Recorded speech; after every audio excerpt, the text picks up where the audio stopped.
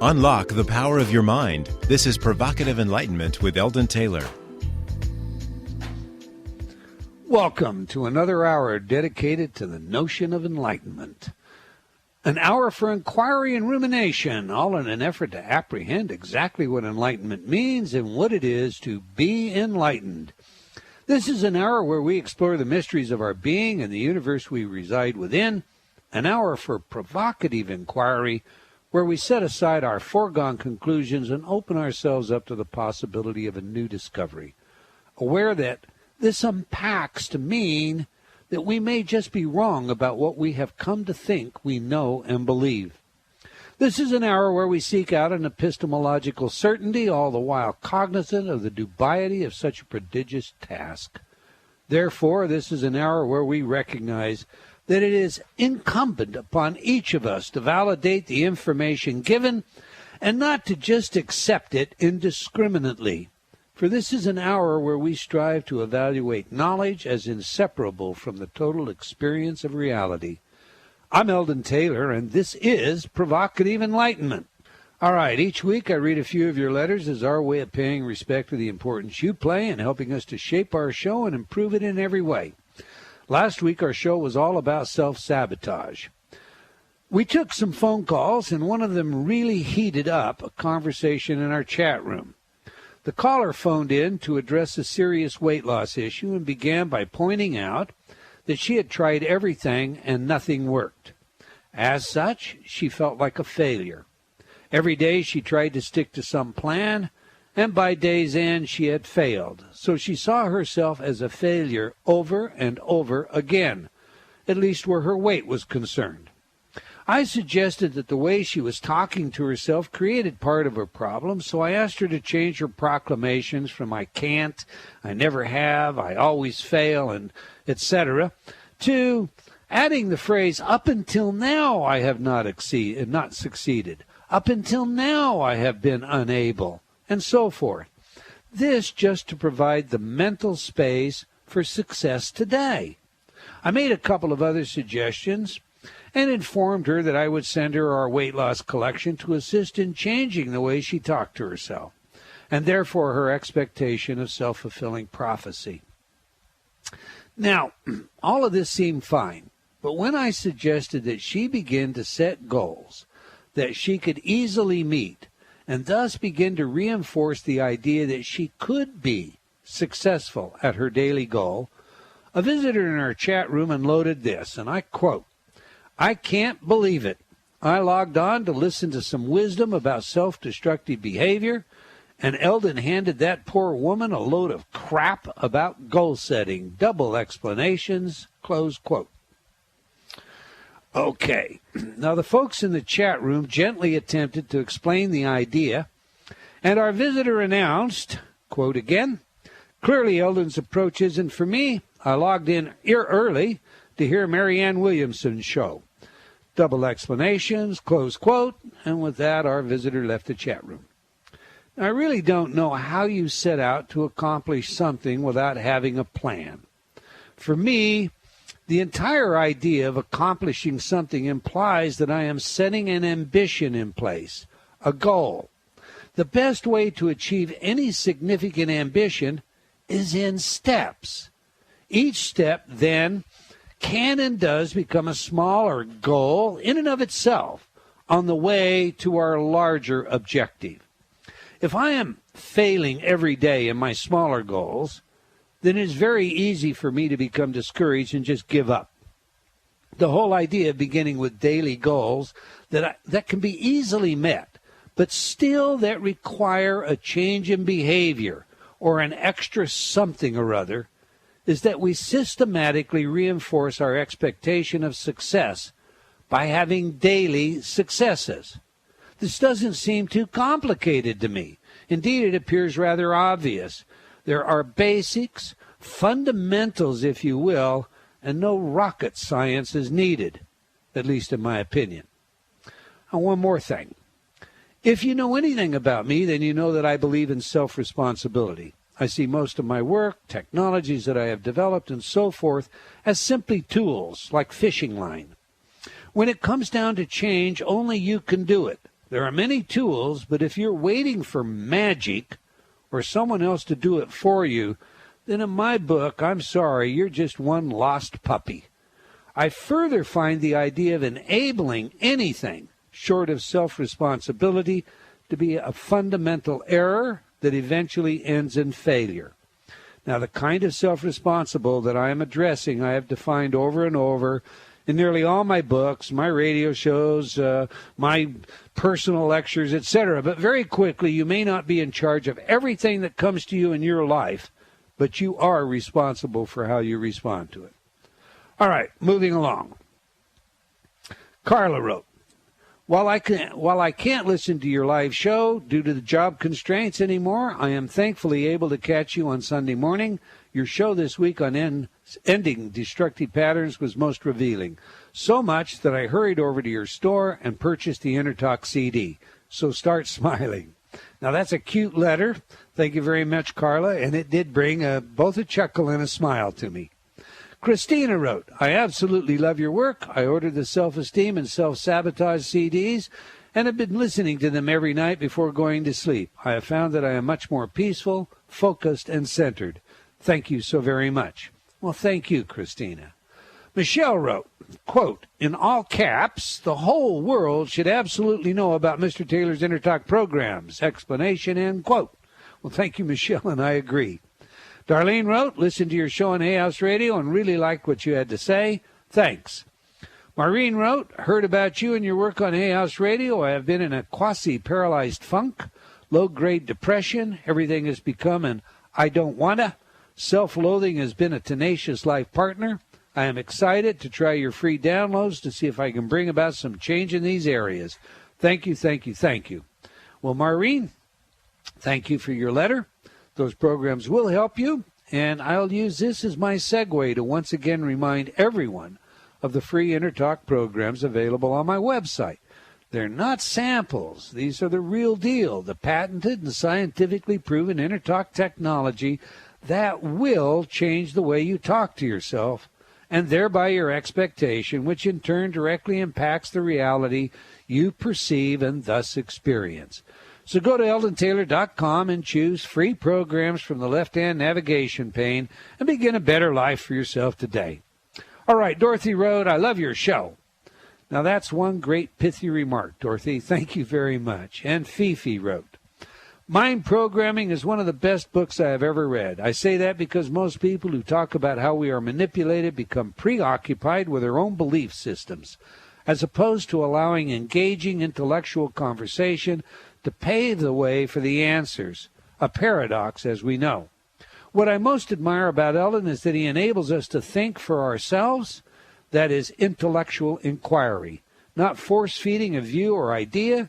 Stimulating intellectual debate allows us to examine the argument and thereby examine it. At last, someone who can get us thinking. Thank you. And P.S., Ravinder, I love your input on the radio. Okay, thank you, Fifi, for all of you. The book is currently selling for around $10 in paperback, and it comes with a free InnerTalk CD, Serenity. It's great value. So now, Rav, you just got another fan in Fifi, and I heard from Thomas this past week that he heads up your cheering gallery in the chat room, you know? What is that? Rav, rav, rav, rah, rah, rah, or something like that. What do you think of all that attention? You know, it's cute. It's fun. I'm flattered by that. But we're giving everyone the incorrect impression out there. The fact is, in the chat room, we are all very, very supportive of each other. There's a marvelous bunch of people in there. We have doctors, PhDs, MDs. We have people who are unemployed and can't find a job, and everyone brings something of value. So we all help each other out in here. So even though, you know, we can't necessarily all talk directly to you and get your pearls of wisdom, we share our own pearls over here. I think that's fabulous. And you see movies and you leave me here lonely with a headset on, huh? I never leave you. I love you. That's great. All right. We have a really interesting subject today, one that you and I are both familiar with, Rav, one that we have many testimonials on since we have an InnerTalk program designed to assist in facilitating the process, and that's astral projection. So that's all the time we're going to take for letters, but I do invite you to opine by sending your email to eldon@eldontaylor.com or by joining me on Facebook. You can also just leave comments on my website. I do try to read all of your letters, and they do impact our programming. I highly value your input, so once again, thank you, all of you, for your feedback and comments. Now to today's show. Astral travel is an idea that's been around for a very long time. I'm sometimes quite literally amused by those that refer to the so-called New Age movement and identify it with practices, beliefs, and the like that are thousands of years old. Where astral travel is concerned, the evidence shows us that the Egyptians were aware of the astral body some 3,000 to 5,000 years ago. They called the astral body Ka, spelled K-H-A.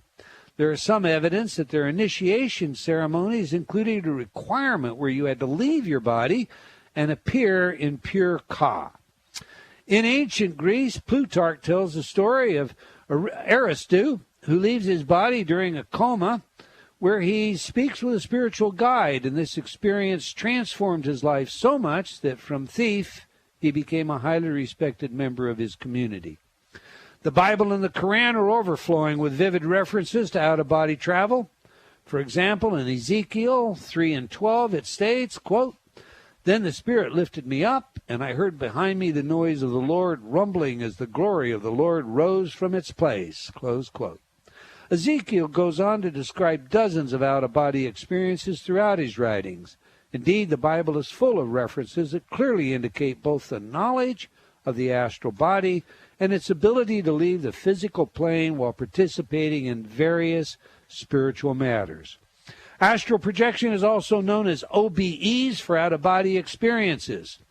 The late Bob Monroe pioneered a different platform for OBEs by utilizing some solid research protocols combined with technological methods to produce them on demand. And my friend Tom Campbell, our NASA's physicist, actually assisted Monroe in this endeavor. Monroe's books, Journeys Out of the Body and Far Journeys, are an excellent source for reviewing this work. Many people have copied Monroe's pioneering work, and so it's quite common to see a variety of OBE audio recordings using sound patterns as Monroe did to generate the experience. For many authors, the astral body can potentially travel to 7 different planes, albeit we're generally limited to the astral plane. Well, there is a lot of depth and breadth to this notion, and our guest today has written several books on the subject, advancing his own expertise through investigation. I know what I think about all of it, but we would love your thoughts, opinions, experiences, and questions. You can join us by phoning toll-free 1-866-254-1579, and international callers can dial their country code, then 760-918-4300. And once again, you can also join us in our chat room at eldontaylor.com/chat. Okay, joining us today as our guest is Robert Bruce. He is the author of 4 books, including Astral Dynamics, Practical Psychic Self-Defense Handbook, Mastering Astral Projection, and Energy Work, The Secret of Healing and Spiritual Development. He describes himself as a psychic investigator, metaphysician, mystic, and author. He is joining us from Australia, where it's 3 a.m., actually about 3:15 a.m. in the morning there. So let's welcome him to the show. Welcome to Provocative Enlightenment, Mr. Robert Bruce. G'day, Eldon. Nice to be here. It's indeed a pleasure to have you. I'm very glad that you could get out of bed this early in the morning. I have great admiration for that commitment, sir. It's a gift. I did the same thing yesterday just for practice, meaning that I kicked the dates. Well, we have a great audience, and we're looking forward to your pearls of wisdom, as Ravinder says earlier. So let's begin by having you tell us how and why you became interested in astral projection. I first started having out-of-body experiences about the age of 3 or 4 years of age. And my first OBE, I remember I just started buzzing. I was a little guy. And I lifted up out of my bed and moved through the house feet first, as if my bed was coming with me. And after that, I had literally OBE several times a night, and I had hundreds, thousands of OBEs all through my childhood. So naturally, when I got into my 20s and my parents got interested in spiritual matters, I knew about astral projection because I'd done it all my life. Right. So and that was when I started to teach myself how to induce them deliberately, and that started me on the journey. So now, as a child, having these experiences, did they not frighten you? They did at first. And my parents at the time weren't a great deal of help, but they didn't plant any negative seeds in me either. It was like pat me on the head and say, "That's nice, dear. Have another biscuit." So, well, now, did they believe you, or did they think you were just, this was like imaginary friends? You were just making it up? I think, I'm not really sure. I mean, my mother had astral projections herself. She had them all her life as well. So I think she believed me. And my dad was, he was usually too busy to talk to when I was young. I was usually off at work somewhere. But later on, when I became an adult, we talked about it and he'd had a couple himself. So, we had a bit of common ground. So, but you've written a book. Among your books is a psychic self-defense instruction manual, essentially. Did you have need for that as a child? Not so much as a child. It was later in life when I started healing, and I ran a couple of healing centres in my 20s along with my mother. And I came across a lot of people who had very unusual problems. And I got involved with these people trying to help them and experienced a lot of very weird phenomena. And over the years of trying to help these people, I had need for, to protect myself by helping people who are suffering various forms of possession and house possession, poltergeists and things like that. Up until the point where I while I was trying to release a 5-year-old child from possession, had very, very clear symptoms, very powerful phenomena. I became possessed myself because while I was trying to release this child, in exasperation, I made a foolish mistake and I literally said, "Take me and leave the child." And it did, instantly. And it was only at that moment there that I realized that this was very, very real. Up until then, I didn't really understand it. I didn't really realize how real it was. And it took me several weeks to release myself, and that was a big initiation for me. And so I had to develop methods to help myself because the popular methods I found it just didn't work. Now, Robert, was this an entity attachment, a spiritual demonic kind of, or a spirituul demonic kind of possession, as the exorcist in the Catholic tradition would see? I guess I'm trying to get a grip on this. Is this, are we talking about an evil spirit? Are we talking about a demon? I beg your pardon? This was a demon. A demon. Very clearly, yeah. Okay. Define demon for me, would you, Robert? Well, demons are a particular type of evil spirit, you could say.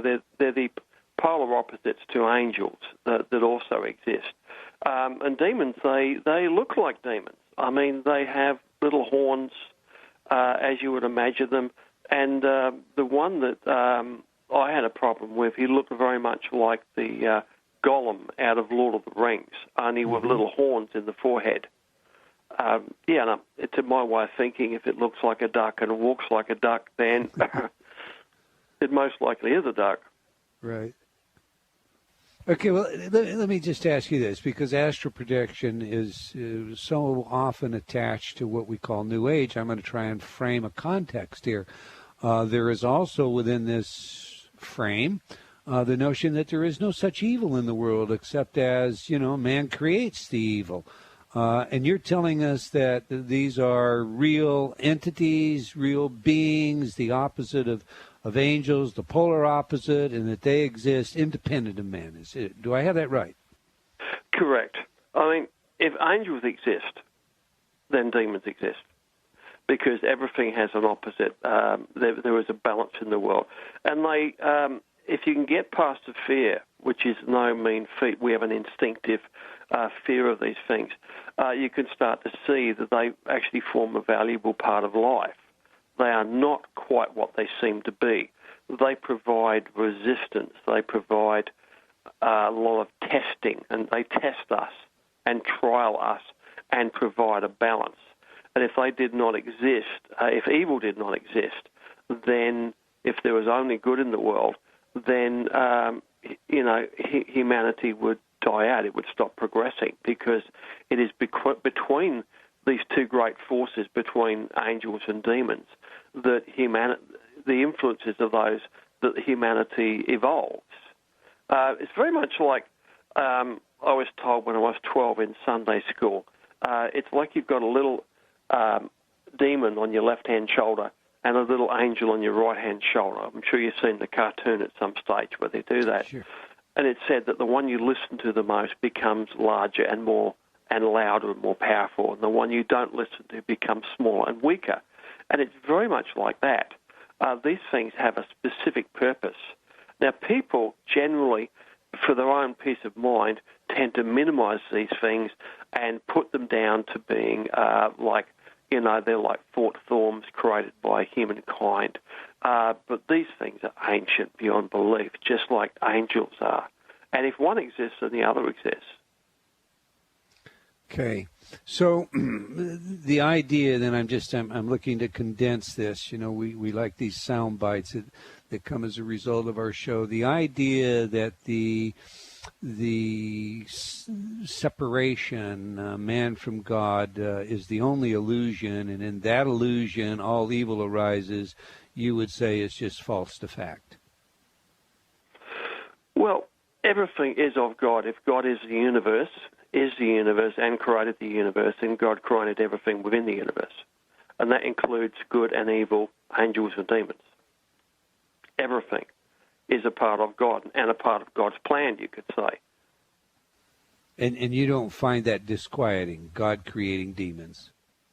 Well, of course it can be disquieting. It's much nicer just to believe in the positive. I'm all for positive thinking. But when it comes down to the streets, when it comes down to actually dealing with this, you find a lot of people have very, very serious problems in this area. And by and large today, they are disbelieved and blamed for their own problems. When I had this problem for several weeks before I was led to a place where I was released, I was disbelieved. People looked at me. I went to healers and teachers. I'm going to ask you to hold that one, Robert. And when we get back, we have a hard break coming up, but when we get back, I do want you to pick it up right where you are, and then we want to get into how you teach people the healing process and while they're doing out-of-body traveling, all right? You're listening to Provocative Enlightenment. Our guest today is Robert Bruce, and we're discussing his work, his books, including energy work and how you do much of this out of the body. We'll be right back after these words from some of our friends. You want to be sure and stay tuned. And if you're in the chat room, enjoy the video that we're about to show of Robert and some of his work. Stay tuned.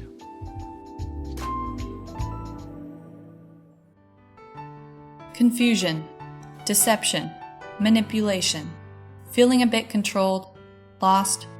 Learn how you can take back control of your life through proven techniques in Eldon Taylor's revised edition of Choices and Illusions. This New York Times bestseller is a guidebook to your journey to self-actualization, filled with practical, real-life solutions backed by scientific studies and guaranteed to awaken your inner genie. Get your copy today from all bookstores.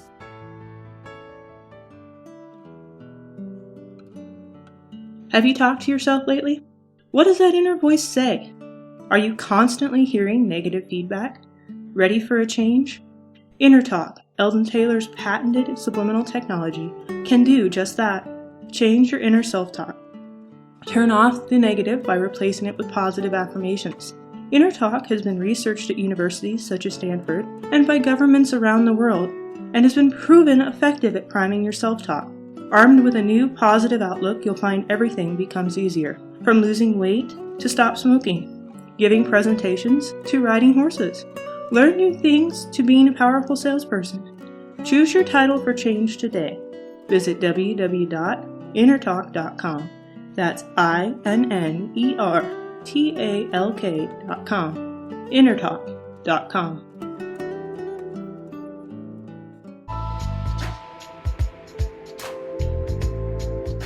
Unlock the power of your mind. This is Provocative Enlightenment with Eldon Taylor.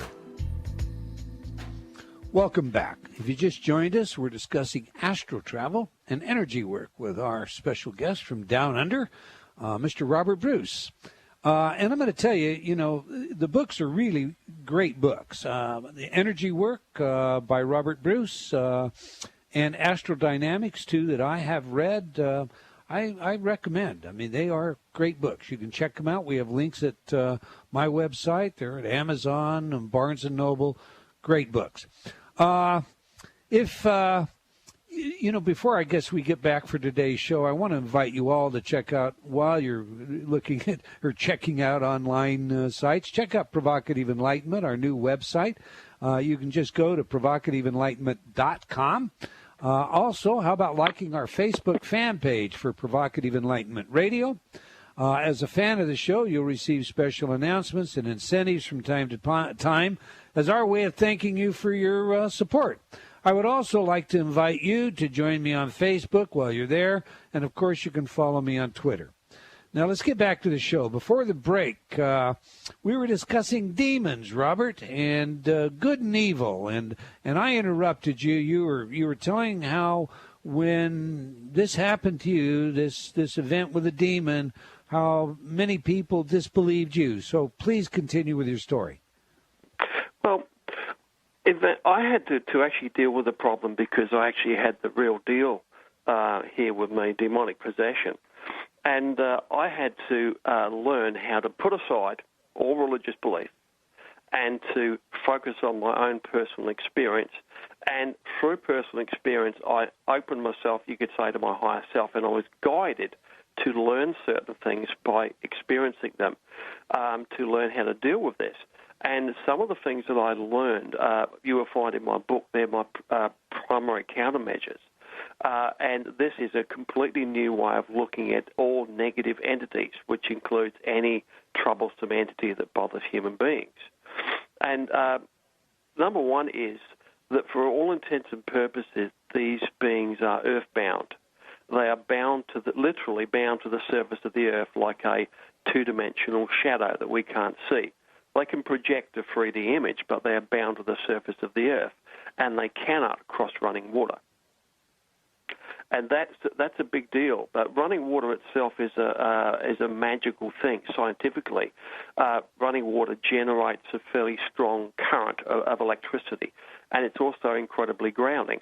Now, negative entities are very, very prone to grounding, electromagnetic earthing, where in a way they are absorbed into the planet, and also they avoid the running water like the plague. It's almost like it's a chasm that they fall into. So that's part of my primary countermeasures. One is the use of running water and the use of electromagnetic grounding, of electrically grounding yourself. So, for example, if you come under any kind of attack, don't reach for a Bible or book or say prayers and that. Jump in the shower. Expose yourself to running water and you will break the attack instantly, like that. You know, it's a very, very powerful countermeasure. So approaching it like that, I started to have success, you know, approaching it as a scientist. And, eventually I learned enough not only to help myself and help a lot of other people, but to write a good book about it, which really, really helps a lot of people. Okay, now, you know, I'm just going to take this at face value, what you just told me. I'm just going to accept it at face value. There are these entities, and they are subject to the things that you're saying. And so now I'm going to ask you, however, how many people have these experiences, take them to be genuine, but indeed, instead of an astral travel or an attachment, it's a product of imagination or even a lucid dream? Yeah, sure, you get that. I mean, you get people who are delusional, who fantasy. They imagine they have these sort of problems, but you also get the real deal as well. How do you distinguish between the two, Robert? That can be difficult because some people are very, very clever and they'll put on the symptoms. But when you're actually working with somebody, there are particular symptoms that a person would have that are unique to this condition.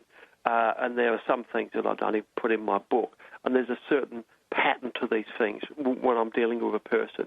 For example, if they're being attacked by something, I would expect the pollution of the mind becomes polluted with horrible negative thoughts, and you'll also get certain physical symptoms, certain touches, pains, crampings, and various other phenomena, of course, will come along with this. And that part of it, the phenomena, is pretty hard to fake. Okay, let's do this. Let's take a couple of phone calls. Are you up to that? Sure. And then we'll come back and let's talk about how this energy works. We have on line one Don from St. Paul, Alberta, up in Canada. Welcome to Provocative Enlightenment, Don. Thank you. Thank you very much. I'm happy to be on, Eldon and Robert. Now I have a whole bunch of different questions after listening. I've had a few out-of-body experiences where I was at the grocery store one time, and it was just as if I was up above looking at all the people in the store, just kind of observing, and a couple were in bed where I was out, and I saw myself laying in bed, and they were after I had done, it's called brain gym. I don't know if you've heard of that before. Brain gym and acupressure, it is the type of energy work that I had done, and I noticed I had those after I had that done to me. My question is, how can you use those? Like, how can I have more of those types of experiences and to use them for the good, like to find answers to things? Does that make sense? Well, to have more of these things, you've had a couple there, which is great. That shifts your belief systems over to allowing them and accepting them. But it is a process. We teach this. I run regular online workshops. We do a 5-week intensive called PAPI, Practical Astral Projection and Energy Work Intensive. And so I've been teaching thousands of people this process. And it's a matter of, one, learning the process you need, which is deep physical relaxation, and putting yourself into an altered state of mind so that your physical body is allowed to fall asleep while your mind stays awake. And also doing some energy work like you've already been doing, and then of using various techniques to trigger the astral projection reflex to come out of your body. And it's a definite process. And this is given in my books, astraldynamics.com, which you can buy. I also give, there's a free copy of my first edition, Astral Dynamics, I give away on my new website. If you go to astralbob.com, you'll get a free ebook copy of Astral Dynamics, the full book, free to download. But yeah, it's a process. You just have to go through the exercises and put some time and effort into it, and that's how you learn how to do it. You will start having more and more out-of-body experience success. Okay, and, it was scary at first, but then it was, especially at the grocery store, it's like, whoa, what is happening? It's just observing people doing their everyday thing. Yeah. And I believe what you said about forces, like I'm a spiritual person, but I do believe in forces, like you said, the devil and the angel, and I do try to always go for the good, but I do sometimes feel that other force pulling me back or being negative or things just happening that are kind of spooky that just, I mean, it sounds odd, but things happening where it's like I know it's not a good energy. Like, it's good energy and bad energy, but it's I can feel sometimes a tug of bad energy happening. And like you said, having a shower, I've done that before. I also smudge, and that's helped a lot with that, too. But it's just... smudging helps. Pardon? Smudging helps? A lot. Usually I smudge, and then I take a shower, and then I smudge again just to kind of get back the cleanness and the good energy back. Yeah, all those things work, including the use of incense and things like that. Things that you do in your own home are they're a really good countermeasure. They keep all the negative energies out of your home. Yeah, it does help a lot. Can I ask just one more question? Because like I said, just listening to this, it just kind of got me interested in other things. If you have a feeling like I'm going to school for correction, but I'm feeling a real pull, I want to keep going for corrections, but I'm interested in a program called Pups in Prison, and that just kind of keeps pulling me back to do that. Is that, then the old negative stuff comes in, like, oh, why are you doing that? You don't even know how to train dogs. You don't train your own dog, blah, blah, blah. But I've got this real pull and real feeling. How do you know to listen to that and not get pulled by the negative? Well, when dealing with that, you have your internal guidance mechanism, which the gut feeling, which is what you were describing there. You keep getting pulled towards something, which is a really good sign. And you balance that with your own mind and your own intellect. You look at the logic of the situation, you see if it's feasible. I mean, it's feasible, and you get this real urge to do it. Then it's a good idea to follow that. Okay. All right, thanks. Thank you very much. Thanks for calling, Don. Appreciate it. Okay, thank you. Bye-bye. Bye-bye. Robert, you started on a subject that I'd like you to expand on a little bit in this conversation with Don, and that's the exit problems that you discuss in the book Astral Dynamics. And I'll have you give that website again where people can get a free copy of that. So why don't you give the website and then tell us what these exit problems are and how you overcome them. Sure. My home website is astraldynamics.com, but the free book is available on my other venture, astralbob.com, and you can just download the ebook for us. There. Astral what? Bob? ASTRALBOB for Bob. Got you. Astralbob.com. Yeah. Exit problems are many. You have to understand my approach to astral projection is quite different to any other teacher because of something I discovered many years ago. It's called the mind split effect. Now, and what essentially happens, and this is fundamental to all out-of-body experience, that everybody experiences OBE every night, including animals. Animals project out every night as well. It's like fundamental to a living being. Everything projects out at night time when they sleep. But when you project out of your body, whether you do it intentionally or whether it happens spontaneously or during your sleep, you, the original mind and memory and spirit you, never leaves your physical body while you still live, never. But what happens is when you fall asleep and you get into an altered state, you generate and project an energy copy of yourself outside of your physical body. This is like the RAM in a computer. And the moment that you project that out of your body while you're falling asleep, there's an event I call the mind split occurs. Now, as that energy copy is produced, as it misaligns with you and separates, there is a mind split event. It's like a little click, and you're separated.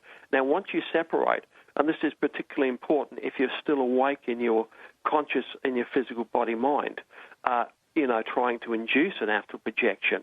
A lot of people go through the process, and they get the sensations, the vibrations, the rapid heart chakra sensation, the falling sensation, and they feel themselves start to come out of the body, and then it all stops. Nothing happens. But in reality, what's happened, they are still awake in their physical body mind and haven't left. But the astral body has been projected and has actually left the physical body mind and is now existing separate from them and gathering experience memories independently. So there's two of you existing.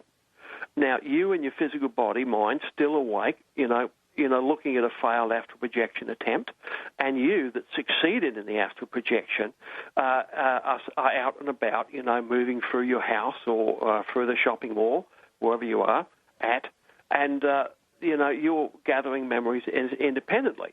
Now, because you've got two of you there, when the astral body wants to come back into the physical body, you have two completely different memory streams here.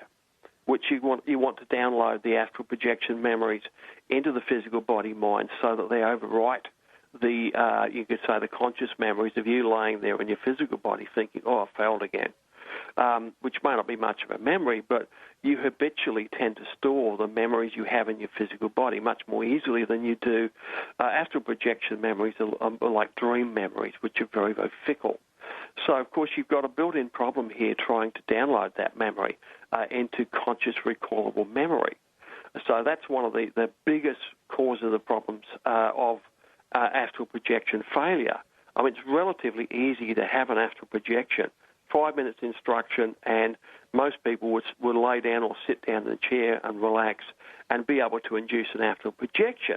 But remembering it is a difficult part because we don't normally remember have those memories. You know, they tend to download into the deep subconscious and get lost. You know, we rarely remember dream memories. You know, we'll remember a few of those sometimes, but astral projection memories are further down the list. So we go through a training process and using various techniques for re-entering the physical body after a very short OBE, say 30 seconds out of body, that's important, and then dive back into your physical body, passionately shouting your success to make a strong memory, to impress that upon the physical body mind so you've got a chance of making a memory, capturing a memory of the experience. So all of these little things, the little tricks that we teach, go towards you remembering an astral projection. So then your virtual projection technique, how does it differ from what you just explained? Oh, the virtual projection technique is something very cool to try when you get out of body. Once you've been able to get out of body and you know, remember it. And virtual projection is to project into a picture, into a TV screen, any kind of a picture or even a mirror, to project into, say, a picture you've got on your wall. And as you approach a picture, I discovered this many years ago by accident when I was first teaching myself to come out of body when I was first working on the internet, and I was teaching other people. And I had an OBE one night, and I came out of my body standing next to where I was laying in bed, and I had a painting on the wall that was used to belong to my father. And cut a long story short, I moved towards that, and as I moved towards the painting, it became much, much, much bigger, or I became very small. And I shifted into a realm, an astral realm you could call it, which was exactly like the picture. So it was a picture of an autumn scene of a swamp and an old building and that. And I found myself in this realm with the same building and the same swamp and the same trees. And after that happened a couple of times, I cottoned onto that. But then if you put up a picture that you like, get a nice sunny beach scene and cut out a couple of pictures of the people you'd like to meet in your astral in your virtual projection there, and stick them on the poster you picked out there. And when you come out of your body, just move towards the picture. You've got to have some light, of course. Move towards the picture and keep your mind clear. And as you pass through the picture, that you will shift into a realm identical to the picture. And I've had some success with connecting with deceased people and friends in this way as well. It's quite a neat trick, because once you're there, it's like real life. Wow. I'm going to have to try that. I must tell you, Robert, astral projection is one of these things that I used to think was just foo-foo.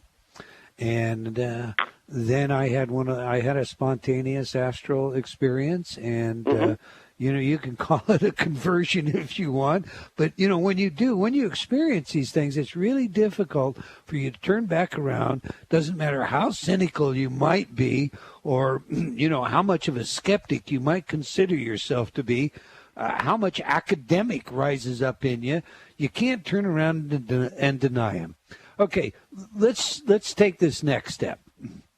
You do healing out of the body, and energy work. Your book, Energy Work, is basically about that. What is the advantage to out-of-body healing as opposed to any other practice that we might use? Well, out-of-body experience, when used for healing, is it brings you a lot closer. You can say, gives you a much better connection with your patient or the person you're trying to help, regardless of what it is.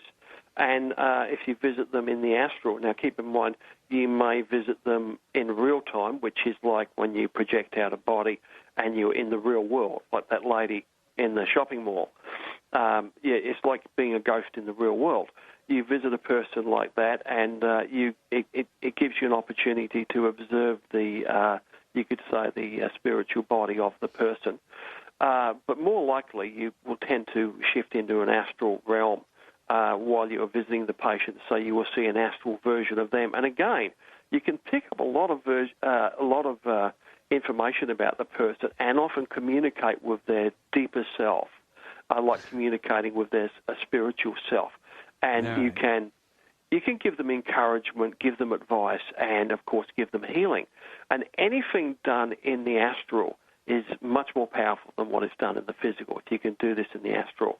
And this is something you teach in your courses, including your online course. Listen, let's take a phone call. Let's get our audience more involved, and then we'll come back, all right?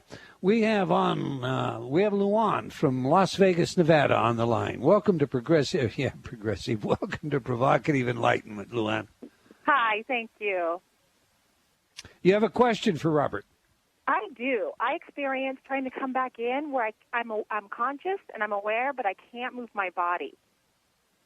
And I have to completely relax, and I have to pop back in. That's when you find yourself paralyzed? Yes.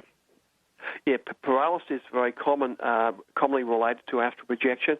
What it means when you're paralyzed is you have an astral projection in progress.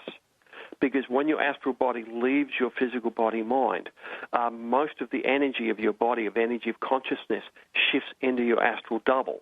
And that is ambulatory and moving around the astral, and it doesn't leave much over for the physical body, and it's generally paralyzed. So you'll be there, you'll feel okay, but you just can't move. And right. And there's often an interaction between your astral body and your physical body, paralyzed self as well. And you can often feel some things. You might feel a presence in the room coming from a particular direction, for example. And that is a sign that your astral body is close by. And it will often be sensed as a creepy presence, because the energy of your astral body, if you feel that in your physical body, has a kind of a creepy feel to it. It's just how the energy works. And it's just your own astral body. Okay, because I always get the message to relax completely. Yep. And then as soon as I relax completely, I can pop it back in, but I find myself jolting back in. Yeah, that's a smart thing to do. If you relax and don't get scared, you won't cause any problems, because if you get scared, you're going to project that to your astral body, and it's going to get scared. It's going to feel scared for no reason. And then that's going to feed that back to you, and you get this compounding effect, which can be really quite scary. If you want to break the paralysis, by the way, focus on moving one big toe. And the instant you move that one big toe, you find you'll restore movement. It'll really astral body back in again. All right, Luann, we're out of time. Okay. We appreciate your phone call. Thanks very much. Robert, very quickly, you want to give your website again? Sure. Please go to astraldynamics.com. or go to astralbob.com and get a free copy of my first edition as a PDF download. That's a great book. It's a great read. We appreciate you joining us from Down Under today.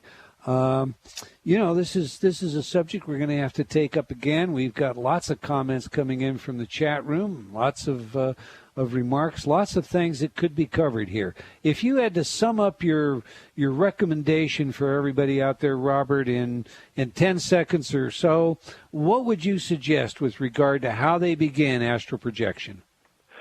The same thing my higher self told me when it spoke to me once years ago and put me on the path. Proceed only through personal experience. Cool. And realize, do a housekeeping on your belief system and get rid of everything you haven't personally experienced and start with that and proceed only through personal experience. All right, there you go.